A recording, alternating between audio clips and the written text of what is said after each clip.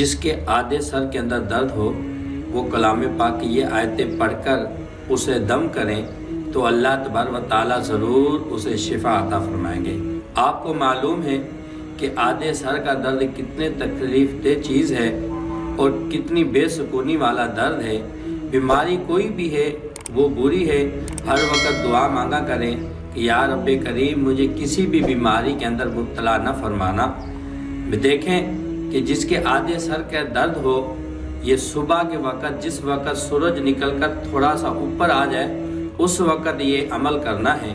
اور عمل کس طرح کرنا ہے کہ میں آپ کو بتلاتا ہوں کہ دائیں ہاتھ سے جتنے سر کے اندر درد ہو اس کو پکڑنا ہے اور بائیں ہاتھ سے گردن کی پچھلی جو حصہ ہے یعنی چوتھائی حصہ ہے اس کو پکڑ کر قابو کرنا ہے، اور قابو کر کے 3 مرتبہ درود پاک پڑھنی ہے۔ جو آپ کو درود پاک یاد ہو وہ درود پڑھ سکتے ہیں، لیکن درود پاک جو نماز والا درود پاک ہے جسے درود ابراہیم بھی کہا جاتا ہے، یہ درود پاک پڑھنا سب سے افضل ہے۔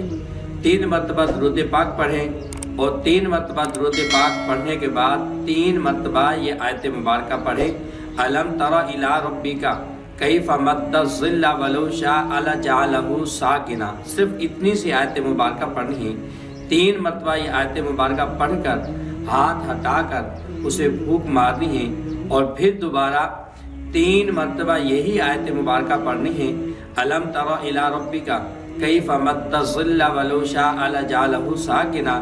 3 مرتبہ یہ آیت مبارکہ پڑھ کر اسے پھونک مارنی ہے، اور جب تیسری مرتبہ 3 دفعہ یہی آیت مبارکہ جب آپ پڑھیں گے اس کے بعد پھر دوبارہ 3 مرتبہ یہ آیت درود پاک پڑھنی ہے۔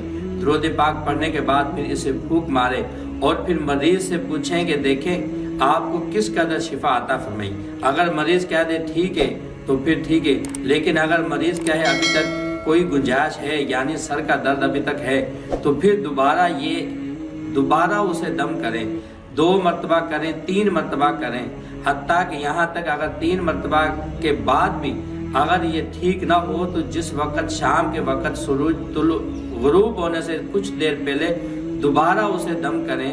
تو آپ جب دم کریں گے تو اللہ تبارک و تعالیٰ ضرور اسے شفا عطا فرمائیں گے۔ آپ مسلمان ہیں، آپ قرآن پاک پڑھنے والے ہیں، اس طرح کے جب آپ عمل کریں گے تو میرا ایمان ہے کہ اللہ تبارک و تعالیٰ ضرور اسے شفا عطا فرمائیں گے۔